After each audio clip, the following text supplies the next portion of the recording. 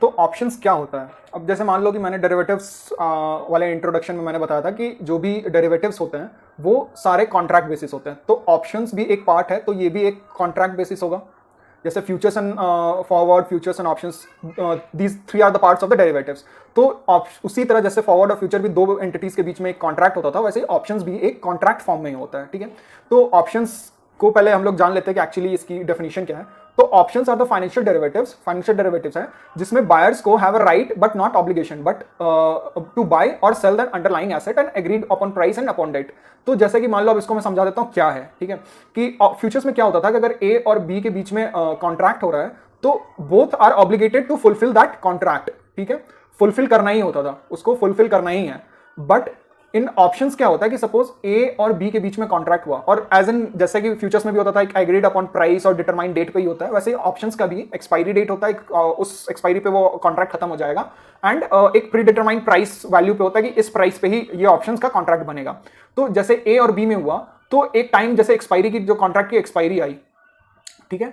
तो ए को क्या है कि फ्यूचर्स में पहले ऑब्लिगेटेड था कि दोनों को ये फुलफिल करना है कॉन्ट्रैक्ट। अगर मान लो इसमें ए बायर है, ठीक है, एंड बी इज सेलर, हर कॉन्ट्रैक्ट में एक बायर और एक सेलर होता है। तो ए के पास एक्सपायरी के दिन, जिस दिन मैच्योर हो रहा है कॉन्ट्रैक्ट, उसमें राइट होता है कि या तो वो अंडरलाइंग एसेट, जिस अंडरलाइंग एसेट का वो कॉन्ट्रैक्ट है, ऑप्शंस है, उस अंडरलाइंग एसेट को खरीद सकता है उस प्राइस पे। जैसे मान लो कि 500 रुपए पे इसने कोई अंडरलाइंग एसेट का ऑप्शन कॉन्ट्रैक्ट बनाया, अब उस 500 रुपए वो अंडरलाइंग एसेट लेना चाह रहा है या नहीं लेना चाह रहा, वो उस पर कंप्लीट राइट है कि वो ले भी सकता है एंड नहीं भी ले सकता। बट एज एन सेलर वो, उसके पास कोई राइट नहीं है, बट ऑब्लिगेटेड। अगर मान लो बायर लेना चाहता है तो उसको बेचना ही पड़ेगा, अगर नहीं लेना चाहता तो वो उसके लिए ऑब्लिगेटेड है कि हाँ, वो उसको, ऐसा नहीं कि उसको बेचना ही पड़ेगा।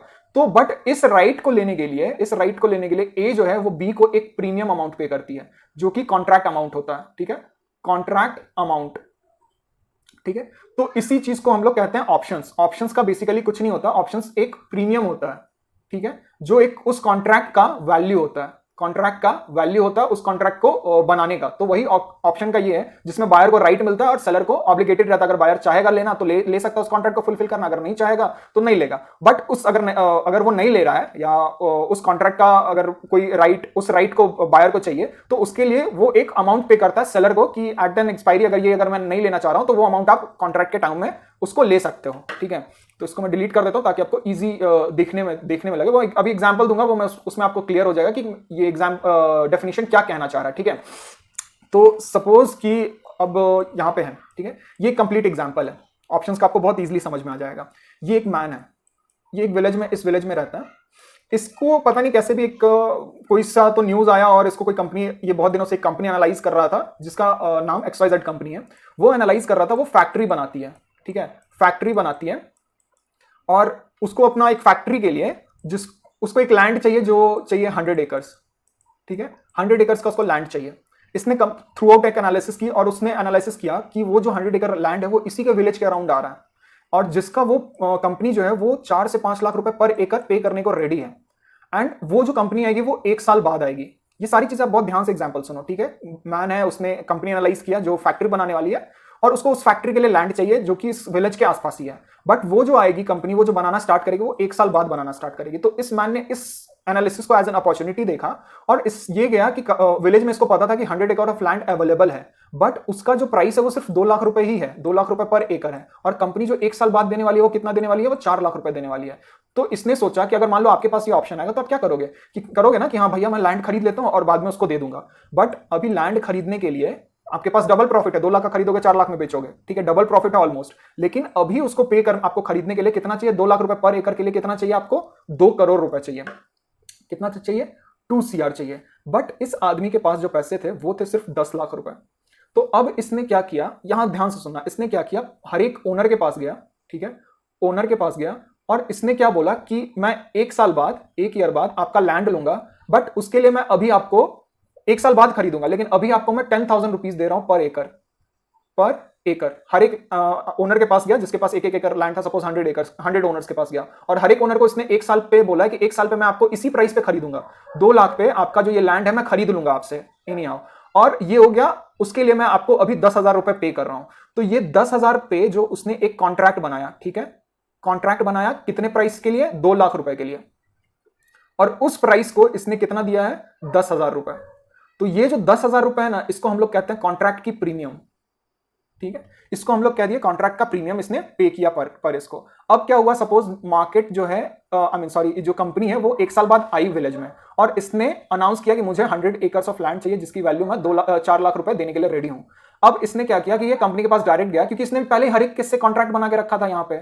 इसने डायरेक्ट कंपनी को गया और बोला कि मैं आपको देने के लिए रेडी हूं, आप मुझे 4 लाख रुपए दो पर एकड़ और मैं पर एकड़ आपको दूंगा। ये 4 लाख रुपए पर एकड़ लेके ओनर के पास गया, ओनर से अपना कॉन्ट्रैक्ट फुलफिल करवाया और कंपनी को दे दिया। अब इसने खर्चा कितना किया था, 10 लाख रुपए, और इसका प्रॉफिट कितना हुआ कि ये 2 लाख रुपए तो सब सारे को देगा, तो इसका जो प्रॉफिट होगा वो 2 करोड़ रुपए इसने बना लिया। एज इन सिंपल टर्म में अभी समझो। ठीक है, तो यहां पे देखो, अब एज एन अगर ऐसे जाता तो वो लैंड खरीदता, एसेट खरीदता, वो सारा चीजें खरीद के और उसको 2 करोड़ रुपए पहले पे करने होते हैं। लेकिन यही जो ये एक ऑप्शन कॉन्ट्रैक्ट की वजह से इसने 10 लाख रुपए में ही वो 2 करोड़ का कॉन्ट्रैक्ट का, एक 2 करोड़ के वैल्यू के कॉन्ट्रैक्ट को फुलफिल कर दिया। ठीक है, अब यहां पे एज एन अगर मैं बोलूं, ठीक है, एज एन अगर मैं बोलूं यहां पे, अब जैसे कंपनी जो आई तो ये तो विलेज ओनर्स को भी पता चल गया कि ओनर्स 4 लाख रुपए दे रही है, लेकिन ओनर यहां पे क्या था, इसको मैं थोड़ा डिलीट कर देता हूं। ठीक है, इसको डिलीट कर देता हूं ताकि थोड़ा सा क्लियर और एक्सप्लेनेशन करने में दिक्कत ना हो। ठीक है, अब क्या हुआ कि ओनर के पास भी तो पता चल गया ना कि 4 लाख रुपए में दे रहा है, लेकिन उसकी वैल्यू तो वो 2 लाख में कॉन्ट्रैक्ट कर चुका था। बट ओनर यहां क्या था, ओनर सेलर था, तो वो ऑब्लिगेटेड था उस कॉन्ट्रैक्ट को लेके कि मुझे तो ये कॉन्ट्रैक्ट देना ही होगा at an price of 2 lakh. इसको हम लोग कहते हैं सेलर के पास ऑब्लिगेशन था। बट बायर क्या हो गया, उसके पास कंप्लीट राइट था। अब राइट मैं कैसे बताता हूं, अब सपोज कि मान लो कंपनी ने जो है वो अपना ये जो वैल्यू है इसमें क्या हो गया कि इसने एक्सटेंड कर दिया कि 2 साल के बाद ही मैं अब ऐसा करूंगा, ठीक है, या नहीं करूंगा। तो अब क्या हो गया कि ये तो कॉन्ट्रैक्ट इसने बना रखा था कि मुझे तो कॉन्ट्रैक्ट इसने सारे ओनर से बना रखा था कि मुझे ये सारे 100 एकर्स ऑफ लैंड चाहिए। बट ये क्या करेगा, ये बोलेगा कि अब कंपनी तो नहीं आ रही है, इसने क्या किया कि सारे जो 10,000 रुपए पर ओनर को दिया था उसने बोला कि आप वो प्रीमियम रख लो, मुझे लैंड नहीं चाहिए। तो अब ये इसके पास, इसके अगर मान लो यहां पे इसका सिचुएशन फेवरेबल नहीं है तो इसके पास कंप्लीट राइट है कि ये जो है वो अपना कॉन्ट्रैक्ट फुलफिल नहीं करेगा, और उसके बदले वो अपना premium amount as an seller को दे देगा कि आप वो प्रीमियम 10,000 रुपए जो थे वो आप रख लो, बट मुझे ये नहीं चाहिए। बट यहां पे इसका जो फेवरेबल कंडीशन था, इवन दो ओनर को भी पता है कि प्राइस इसका बढ़ चुका है, लैंड का जो वैल्यू वो बढ़ चुका है, but seller is an obligated to buyer, कि बायर को ये ऑब्लिगेटेड है कि बायर खरीदना चाहता है वो लैंड, वो देना ही पड़ेगा बायर को। बट यहां पे अगर जब फेवरेबल कंडीशन नहीं है, बायर के पास कंप्लीट राइट है कि वो नहीं लेना चाह रहा है लैंड, और उसके बदले वो प्रीमियम उसको दे देगा। तो ये चीज समझ में आ गया कि हमारा जो ऑप्शंस का डेफिनेशन है वो आपको समझ में आ गया। दोनों सिचुएशन में अगर फेवरेबल कंडीशन है तो बायर चाहेगा तो वो फुलफिल कर सकता है कॉन्ट्रैक्ट, अगर फेवरेबल कंडीशन नहीं है तो वो चाहेगा तो फुलफिल नहीं करे, बट उसके बदले उसको जो है वो देना पड़ता है कि आपको प्रीमियम अमाउंट देना पड़ता है। अब ये सारा सिचुएशन अब मैं आपको एक इसके टर्म्स में समझा देता हूं, फाइनेंशियल टर्म्स में, जो हम लोग स्टॉक मार्केट में यूज करते हैं ऑप्शंस का। ठीक है, तो ऑप्शंस की अगर मैं बात करूं, यहां अंडरलाइंग एसेट आपको दिख रहा है। अंडरलाइंग एसेट क्या होता है, जैसे लास्ट वाले में मैंने इंट्रोडक्शन टू डेरिवेटिव्स बताया था कि दूध से पनीर और ये सब का एग्जांपल दिया था मैंने, तो उसमें अंडरलाइंग एसेट क्या था, मिल्क था। तो यहाँ पे हमारा जो ये एग्जांपल फॉर्म हुआ किसके ऊपर सारा कॉन्ट्रैक्ट फॉर्म हुआ था, लैंड के ऊपर। तो सारा अंडरलाइंग एसेट हो गया लैंड।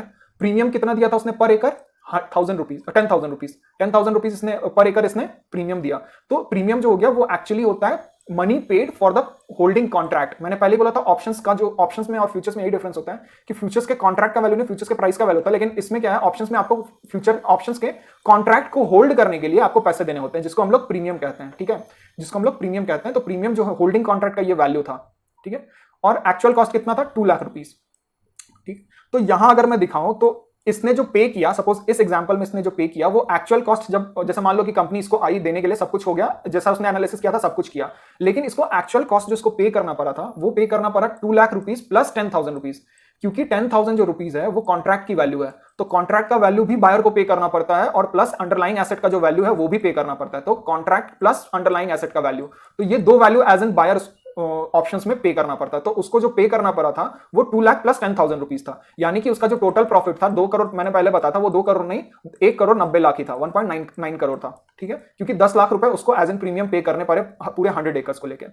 अब कॉन्ट्रैक्ट साइज क्या है, ये सब चीजें याद रखना कि underlying asset, premiums, contract size, ये सब ऑप्शंस में आपको यूज होंगी। तो कॉन्ट्रैक्ट साइज क्या है, क्योंकि एक कॉन्ट्रैक्ट का वैल्यू कितने लैंड पे हुआ था, 1 एकड़ पे, तो कॉन्ट्रैक्ट साइज का कितना हो गया, 1 एकड़। अगर मान लो 10,000 रुपए वो पर 2 एकड़ लैंड देता, ठीक है, पर 2 एकड़ वो 10,000 रुपए देता, तो कॉन्ट्रैक्ट साइज कितना हो जाता, 2 एकड़। ठीक है, तो जिस वैल्यू पे कॉन्ट्रैक्ट साइज हुआ है, मतलब कितने वैल्यू पे, कितने साइज पे वो कॉन्ट्रैक्ट बना है, उसको हम लोग कॉन्ट्रैक्ट साइज कहते हैं, जिसको हम लोग लॉट साइज भी कहते हैं, जैसा फ्यूचर्स में मैंने बताया था। बायर्स यहाँ पे कौन हो गया, मैन। ठीक है, सेलर्स कौन हो गया, लैंड ओनर। ठीक है, अब यहाँ पे देख लो स्ट्राइक प्राइस क्या होता है। स्ट्राइक प्राइस इज, यहाँ पे थोड़ा कंफ्यूजन आपको दिख जाएगा, लेकिन जैसे मैं निफ्टी में बताऊंगा, मतलब एग्जांपल दूंगा रियल में, तो आपको वो समझ में आ जाएगा। Strike price is nothing but 100 यहाँ पे हो गया। 100 क्या हो गया कि आपका जो सारा एक मेन कंपनी भी 100 एकड़ के लैंड पे फुलफिल कर रही है, मैन भी 100 एकड़ लैंड पे फुलफिल कर रहा है, तो 100 जो एक्सपेक्टेड अमाउंट है, मतलब एक्सपेक्टेड नंबर है, अमाउंट या नहीं कहूंगा, एक्सपेक्टेड नंबर है एक अंडरलाइंग एसेट का, तो उसको हम लोग स्ट्राइक प्राइस कह रहे हैं, क्योंकि उसी के अराउंड सारा चीज चल रहा है। एक्सपायरी पीरियड क्या है? एक्सपायरी पीरियड 1 ईयर, ठीक है। अगर वहां आप देखोगे तो ये 1 ईयर पे सारा काम चल रहा था, इसने भी कॉन्ट्रैक्ट किया था 1 ईयर पे, इसने भी कंपनी भी आने वाली थी, इसने जो सारा कॉन्ट्रैक्ट किया था, एक्चुअली कॉन्ट्रैक्ट जो ओनर पे किया था अपने एनालिसिस के हिसाब से इसका क्या था कि हाँ 1 ईयर के बाद आएगी, तो उसने क्या किया कि कॉन्ट्रैक्ट बना था 1 साल का, तो कॉन्ट्रैक्ट एक्सपायरी साइज हो गया वो। तो अब बात करते हैं कि ऑप्शंस का एक्चुअली क्या है। ऑप्शंस एक कॉन्ट्रैक्ट है, ठीक है, ब्रीफ में बता देता हूं। उसका एक फिक्स्ड एक्सपायरी डेट होता है, हर एक कॉन्ट्रैक्ट एक फिक्स्ड एक्सपायरी डेट के साथ आता है, ठीक है। उसको कॉन्ट्रैक्ट को प्रीमियम अमाउंट होल्ड करने के लिए होल्डिंग प्राइस देना पड़ता है। कॉन्ट्रैक्ट को होल्ड करने के लिए एक प्रीमियम अमाउंट देना पड़ता है, जिसको हम लोग प्रीमियम बेसिकली कहते हैं, ठीक है, जहां पे जो इसने 10,000 रुपीज दिया। एंड इसका जो है टाइम वैल्यू होता है। टाइम वैल्यू अगर मैं बताऊं कैसे, कि सपोज आपका जैसे जैसे कॉन्ट्रैक्ट नजदीक आते जाएगा एक्सपायरी, ठीक है, यहां पे कॉन्ट्रैक्ट टाइम वैल्यू जो काम करता है वो होता है फेवरेबल टू सेलर के आसपास। सेलर को बेसिकली होता है, बट कैसे होता है मैं बता देता हूं कि जैसे मान लो कि टाइम जो है, वो टाइम जो है अगर मान लो एक्सपायरी के नजदीक आते जाएगा, एक्सपायरी के नजदीक आते जाएगा, यानी कि टाइम डिक्रीज होते जाएगा एक्सपायरी को लेके, वैसे वैसे प्रीमियम भी आपका डिक्रीज होते जाता है, प्रीमियम प्राइस भी डिक्रीज होते जाता है। टाइम जितना तेजी से मतलब जितना जल्दी एक्सपायरी के नजदीक आएगा उतना जल्दी उसका जो है प्रीमियम डिक्रीज होते जाता है, ठीक है, अगर उस आपके एग्जैक्ट प्राइस पे नहीं आया तो ये आप समझ लो, ये थोड़ा मैं आगे समझा दूंगा, लेकिन ये समझ लो ऑप्शंस में टाइम वैल्यू होता है कॉन्ट्रैक्ट का, और कॉन्ट्रैक्ट साइज जो लॉट साइज हम लोग कहते हैं, ठीक है। अब हम लोग सारी चीजें इसको समझ लेते हैं इसमें, ठीक है। अब इसमें हम लोग थोड़ा समझ लेते हैं, इसको थोड़ा सा ये कर देता हूं, ठीक है। अब सपोज मान लो, अब ये सारा चीजें मैं नॉर्मल एग्जांपल में समझाता हूं, ठीक है।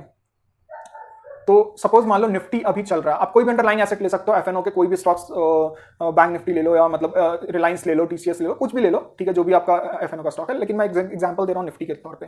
तो निफ्टी अगर मान लो 15,500 पे अभी चल रहा है, एंड अभी जून है, आपने एक्सपेक्ट किया जुलाई को आप सोच रहे हो कि एक्सपेक्ट कर रहे हो कि निफ्टी जाएगी 16,100 में, 16,000 पे, सॉरी 16,000 पे जो निफ्टी का प्राइस है वो 16,000 पे जाएगा। आप जुलाई में एक्सपेक्ट कर रहे हो कि जुलाई का, तो आपका जो कॉन्ट्रैक्ट बनेगा वो कब का बनेगा? जुलाई का बनेगा आपने। और सपोज उस कॉन्ट्रैक्ट को होल्ड करने के लिए आपने दिए हैं 100 रुपीज प्रीमियम, जो उसका प्रीमियम चल रहा है अभी वो 100 रुपीज है। और यहां स्ट्राइक प्राइस क्या होगा ये याद रखना, स्ट्राइक प्राइस क्या हो गया? 16,000, क्योंकि प्राइस किस पे चल रहा है? 16,000 पे, तो 16,000 इज द स्ट्राइक प्राइस, ठीक है।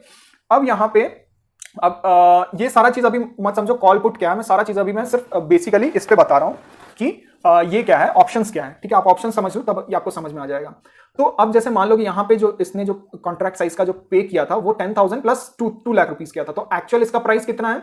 जो एक्चुअल प्राइस आपने इसका जो अमाउंट ये किया एक्सपेक्ट किया वो 16,000 है, बट कॉन्ट्रैक्ट साइज भी आपको इसमें ऐड करना होगा, यानी कि 16,000, ठीक है, प्लस 100 रुपीज ये आपको पे करने होंगे। मतलब ये एक्चुअल आपका ब्रेक इवन होता है 16,100, ठीक है, ये आपका होता है ब्रेक इवन,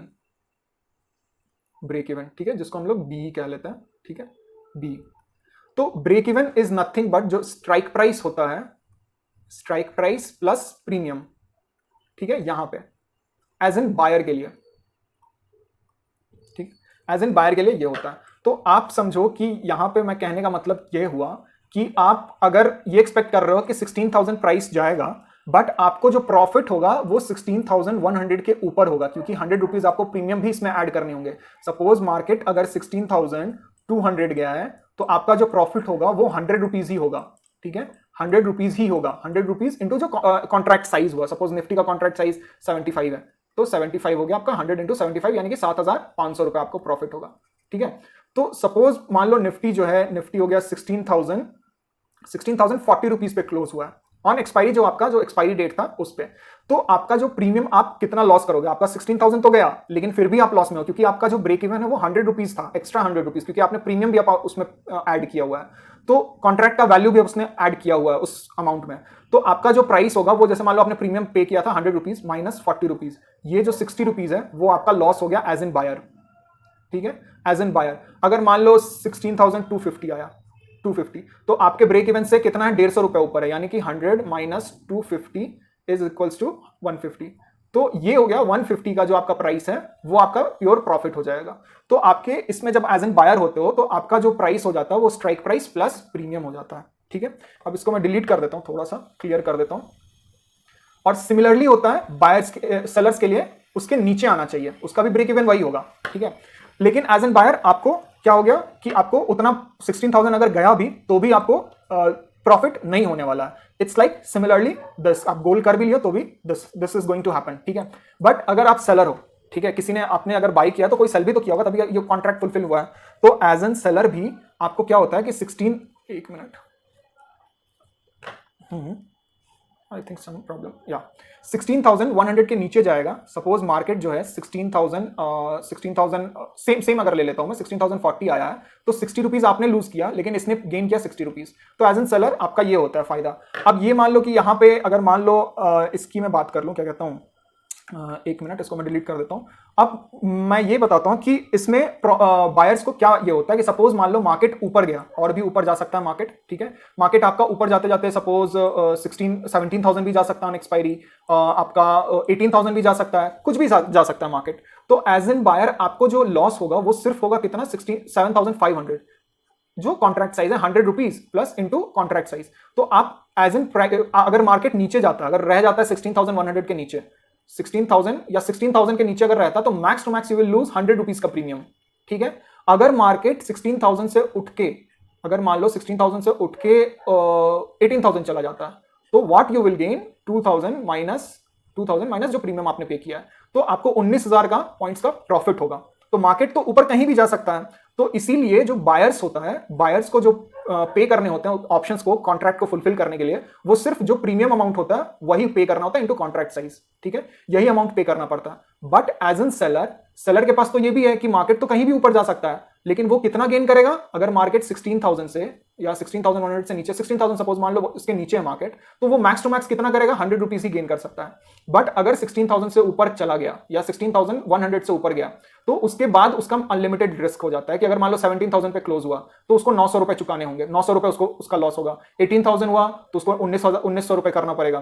तो ऐसे ऐसे जैसे जैसे मार्केट ऊपर जाते जाएगा वैसे वैसे सेलर को लॉस होते जाएगा। इसीलिए जो एज एन बायर जो होता है उसको लिमिटेड, हम लोग कहते हैं कि लिमिटेड रिस्क होता है, क्योंकि उसको जो चुकाना होगा वो सिर्फ प्रीमियम चुकाना होगा, ठीक है। बट एज एन सेलर उसको चुकाना होता है, अनलिमिटेड रिस्क होता है, अनलिमिटेड रिस्क। तो इसीलिए जो मार्जिन मनी हम लोग को लगता है as an buyer premium amount ही लगता है, बट एज एन सेलर जो होता है, जो एक्चुअल अमाउंट होता है निफ्टी का, जैसे मान लो हम लोग को सेलर अगर 1 लॉट करना है तो 1.6 लाख के आसपास हम लोग को लगेगा। इसीलिए हम लोग से एक्सचेंज जो लेती है, एज एन सेलर से जो एक्सचेंज लेती है वो लेती है फुल अमाउंट, ताकि मार्केट अगर ऊपर जा रहा है, कहीं भी ऊपर जा सकता है, लॉस भी हो सकता है, बेसिकली यही लेती है। अगर आप रिलायंस करोगे तो जैसा कि मैंने ऑप्शंस के पहले में बताया कि यहाँ पे राइट्स होता है बायर्स को, तो एक्चुअली ऑप्शंस उसके लिए किया गया था कि ऑप्शंस बाय कर रहा है अगर मान लो 16,000 पे, तो buyers are more likely to buy an underlying asset at 16,000 rupees.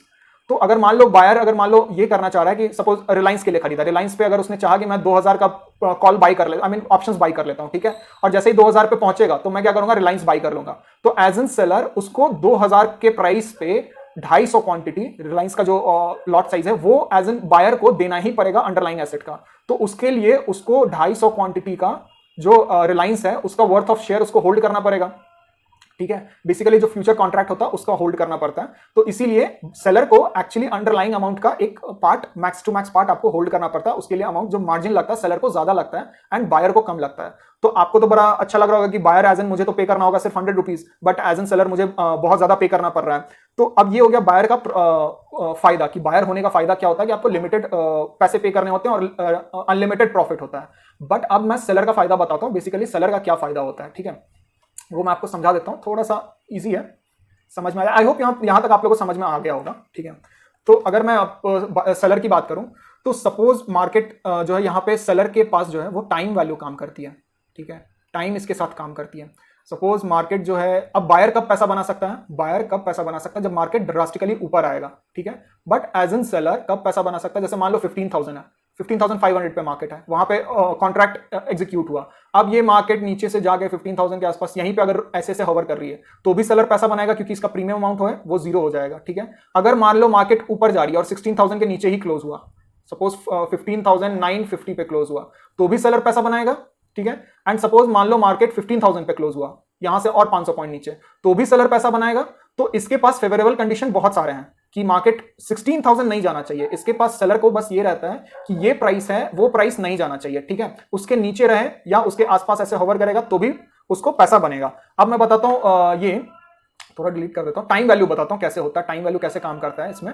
ठीक है, टाइम वैल्यू आपको कैसे काम करता है, सपोज मान लो कि आपने 15,000 है, ठीक है, 15,500 पे आपने एग्जीक्यूट किया, तो मार्केट सपोज आपने 5 तारीख को एग्जीक्यूट किया, मार्केट नीचे गया 15,000, आपको ये गया 5 जून को आपने एग्जीक्यूट किया, ये हो गया आपको सपोज मान लो 30 जून को 15,000 गया, एंड 5 जुलाई को ये फिर से 15,500 पे आ गया है।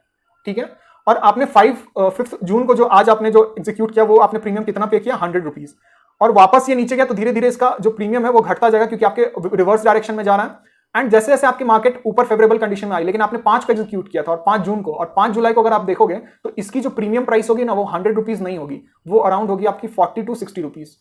ये जो डिके हो गया ना इसको हम लोग कहते हैं टाइम डिके। ठीक है, इसको हम लोग कहते हैं टाइम डिके। तो ऑप्शंस में हमेशा टाइम जो है, जो मैंने उधर बताया था, टाइम जो है वो प्रीमियम के अपोजिट चलती है कि अगर टाइम मतलब टाइम डिके हो रहा है, टाइम अगर जैसे जैसे नजदीक आ रहा है वैसे वैसे प्रीमियम जो है वो डिक्रीज होते जाएगी। इवन दो आपके प्राइस पे आ गई है, लेकिन जो इतना दिन जो आपने कॉन्ट्रैक्ट होल्ड किया है ना उसका आपको प्राइस देना पड़ता है वो डिकेइंग का। इसीलिए जो कॉन्ट्रैक्ट होल्डिंग है, basically time is nothing but contract holding का आपको रेंट पे करना होता है। ठीक है, आपने उतने दिन तक आपने कॉन्ट्रैक्ट होल्ड किया है उसका आपको रेंट पे करना होता है, इसी को हम लोग टाइम डिके कहते हैं। ठीक है, और ये फेवरेबल होता है सेलर के पास कि सेलर अगर जैसे मान लो आपने सेल, किसी ने वही कॉन्ट्रैक्ट 5 तारीख को सेल किया होगा 100 रुपीज पे, और 5 जुलाई को क्या हुआ उसको तो 60 रुपीज ही 40 रुपीज पे उसका प्राइस चला गया प्रीमियम, तो उसके पास अभी भी फायदा 60 रुपीज है, तो वो चाहेगा तो वो अभी एग्जीक्यूट करके अपना कॉन्ट्रैक्ट खत्म करके एज एन सेलर बुक करके निकल सकता है, तो वो डिफरेंट है। ठीक है, तो इसी तरीके से काम टाइम जो है बायर के अगेंस्ट काम करती है। ठीक है, ये थोड़ा मैं डिलीट कर देता हूँ। सारी चीजें आपको आई होप ये चीजें समझ में आ रही होगी, काफी ज्यादा कॉम्प्लिकेटेड नहीं है, बट ये समझो कि बेसिक चीजें याद रखो कि टाइम कैसे काम करती है, आप बायर को कब फायदा होता है, सेलर को कब फायदा होता है। तो एज इन बायर, अगर मैं बायर हूं, ठीक है, अगर मैं बायर हूं, ठीक है, तो बायर के लिए मुझे क्लियरली होना पड़ेगा कि मार्केट का डायरेक्शन मुझे क्लियर होना चाहिए। ठीक है, कि या तो और मैं टाइम ज्यादा नहीं दूं, अपने कॉन्ट्रैक्ट को टाइम नहीं दूं, तो इसके लिए मुझे स्कैल्प करना पड़ेगा, यानी कि जो ट्रेड करते हैं वो एंट्री और एग्जिट ज्यादा टाइम के लिए ना रखें। तो इसके लिए, क्योंकि उसमें टाइम आपके साथ नहीं होता है बायर में, लेकिन सेलर बेसिकली टाइम का फायदा उठाती है, नथिंग बट टाइम का फायदा उठाती है। इसीलिए सेलर को अगर उतना प्राइस, अगर मान लो अगर मैंने जो पहले बताया कि इसको बहुत ज्यादा प्राइस पे करना पड़ता है और इसको इतना ही प्राइस पे करना पड़ता है, इसीलिए कोई सेलर क्यों बनेगा। सेलर अगर मान लो 1.5 लाख रुपए एक कॉन्ट्रैक्ट को पे करने के लिए, होल्ड करने के लिए पे कर रहा है, और कोई बायर 7,500 रुपए कर रहा है, तो लोग इतना रुपए क्यों पे कर रहे हैं, वो इसी टाइम को होल्ड करने के लिए कर रहे हैं, टाइम वैल्यू का फायदा उठाने के लिए पे करते हैं इतना। ठीक है, एंड एज एन बायर सिर्फ पैसा कम लगता है इसीलिए लोग बायर बनते हैं कि हाँ पैसा कम लग रहा है, लेकिन इट्स नथिंग बट आप बायर भी बन सकते हो, सेलर भी बन सकते हो, लेकिन बाइंग की जो प्रोबेबिलिटी होती है वो 33% ही होती है विनिंग की, एंड सेलिंग की जो प्रोबेबिलिटी होती है वो हो गई आपको 67%। ठीक है, बेसिकली जो डेटा कहता है। तो ये हो गया एज एन बायर। तो ऐसे आप या तो आप ऑप्शन बायर बन सकते हो या ऑप्शन सेलर बन सकते हो। ठीक है, आपको ये चीजें समझ में आ गई कि कैसे टाइम क्यों एज एन सेलर वो इतना होल्ड करने के लिए पैसा पे कर रहा है, एंड एज एन बायर वो होल्ड करने के लिए पैसा नहीं पे कर रहा है। ठीक है, अब मैं बात करता हूं कि ऑप्शंस क्यों आया था। ठीक है, ऑप्शंस जो आया था वो क्यों आया था, ऑप्शंस जो इंट्रोड्यूस क्यों हुआ था। ठीक है, ऑप्शन बेसिकली इंट्रोड्यूस हुआ था हेजिंग के लिए। ये शिकागो बोर्ड ऑफ एक्सचेंज है। ठीक है, Chicago board of exchange I think 1984 में आया था। I am not remembering the date exact, 1980s में समथिंग में इसने ऑप्शंस एग्जीक्यूट मतलब पहला ऑप्शंस इंट्रोड्यूस किया गया था। इंडिया में आया आई थिंक 2002 या 4 के बाद, I am not confirm about date. ठीक है, तो हेजिंग के लिए कैसे यूज किया गया वो मैं अभी बता देता हूं। ठीक है, अगर ऑप्शंस को बेसिकली 2 भाग में बांटा गया, दोनों कॉन्ट्रैक्ट है, कॉल और पुट। इसको मैं बहुत सिंपल तरीके से समझा रहा हूं। ठीक है, कि ये जो मैंने अभी एग्जांपल दिया था, मार्केट, इसमें क्या था, व्यू हमारा मार्केट का मतलब अप व्यू था। ठीक है, कि मार्केट का डायरेक्शन अप होना चाहिए। अब सपोज मान लो कि किसी का डायरेक्शन डाउन भी तो हो सकता है, अगर आपने यहाँ पे 15,500 पे चल रहा है मार्केट, कोई कह रहा है कि 16,000 पे चाहिए जाएगा मार्केट नेक्स्ट जुलाई में, और कोई कह रहा है 15,000 पे जाएगा। तो एज एन बायर, और किसी को प्रीमियम सिर्फ प्रीमियम पे ही करना है।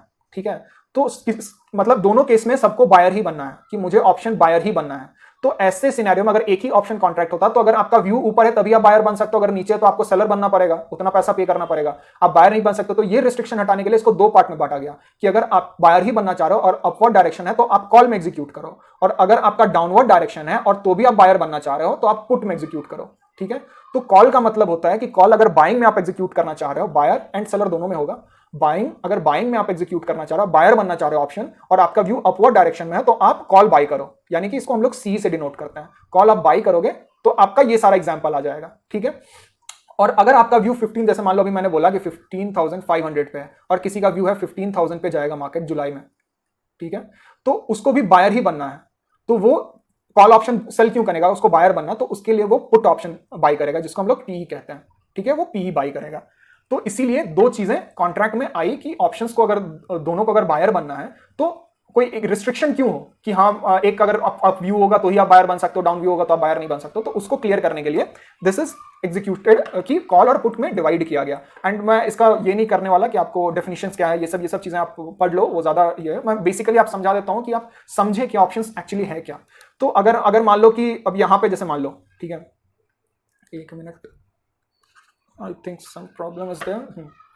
अगर मान लो कि आपके पास जो है कि आपका व्यू एज एन बायर है एंड यहां पे सेलर अगर आपका व्यू है, अगर मान लो आप सोच रहे हो कि सपोज मार्केट 16,000 से नीचे ही रहेगी, या तो अभी मान लो 15,500 है, इसके ऊपर जा सकती है मार्केट, नीचे भी जा सकती है, लेकिन इसके ऊपर नहीं जा सकती है, तो यहां पे आपका व्यू क्या है कि रिस्ट्रिक्टेड व्यू के लिए कि एक फिक्स व्यू है कि यहां से नीचे नहीं जाएगी, यहां से ऊपर नहीं जाएगी, तो उसके लिए लोग सेलर बनते हैं। And similarly in the put seller, ठीक है, कि मार्केट नीचे नहीं जाएगा इस लेवल के, यानी कि या तो ऊपर भी जा सकता है या कंसोलिडेट भी कर सकता है, ऐसे भी हो सकता है, तो इसके लिए लोग पुट सेलर बनते हैं। यानी कि अगर नीचे का अगर आपको बायर बनना है और नीचे का डायरेक्शन है तो आप पुट बाई करो, एंड अगर ऊपर का डायरेक्शन है या नॉन मूवमेंट डायरेक्शन है तो आप पुट सेलर बनो। एंड सिमिलरली अगर आपको ऊपर का डायरेक्शन है और बायर बनना है तो आप कॉल बाई करो, एंड नीचे का डायरेक्शन है और ये थोड़ा सा आपको कंसोलिडेशन है, दोनों में ये आपके पास दोनों है, फिक्स नहीं हो कि डायरेक्ट नीचे ही चला जाएगा, तो आप पुट कॉल सेलर बन जाओ, ठीक है।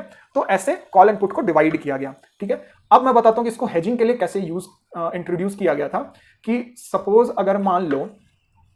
मान लो कि आपने स्टॉक कोई होल्ड कर रखा है रिलायंस, ठीक है, जिसकी प्राइस आपने अभी होल्ड कर रखी है 2,000 रुपए पे, ठीक है, 250 क्वांटिटी, एंड आप उसको लॉन्ग टर्म के लिए होल्ड कर रहे हो, 2 साल 5 साल जितने भी आप यूज करना चाहते हो होल्ड कर रहे हो, लेकिन आपको क्या लग रहा है कि नेक्स्ट 2 मंथ्स में कोई न्यूज आने वाला है जिसकी वजह से इसका प्राइस इंपैक्ट कर सकता है, तो 2,000 से वो नीचे जा सकता है, तो आप क्या करो, उस मंथ का पुट लोग बाई कर लेते हैं, पी बाई कर लेते हैं 2,000 का, 2,000 या कोई भी प्राइस आप उसके नीचे का 1950 का बाई कर लो, ठीक है। आप ये कर लो कि पुट बाई कर लेते हैं 250 क्वांटिटी, ठीक है, 250 क्वांटिटी। अब क्या हो गया कि उसका जो ये है, ठीक है, रिस्क जो है वो मिनिमल हो गया, यानी कि अगर मान लो 19,050 से मार्केट अगर रिलायंस जो अगर नीचे जाएगा तो पुट जो उसने बाई किया है उसकी वैल्यू बढ़ते जाएगी, उसकी वैल्यू बढ़ते जाएगी, ठीक है, उसने समवट कुछ प्रीमियम पे किया होगा, जैसे मान लो 50 रुपीज पे किया होगा, तो उसके बाद जो 19,000 के नीचे जो मार्केट जितना भी जाएगी, 1900 के ऊपर नीचे जितना भी जाएगी, तो उसके ऊपर जितना भी जो उसने प्रीमियम जो पे किया था उससे ऊपर जितना भी जाएगा, नीचे जितना भी जाएगा उसको फायदा होगा, ठीक है। यानी कि उसने स्टॉक तो होल्ड कर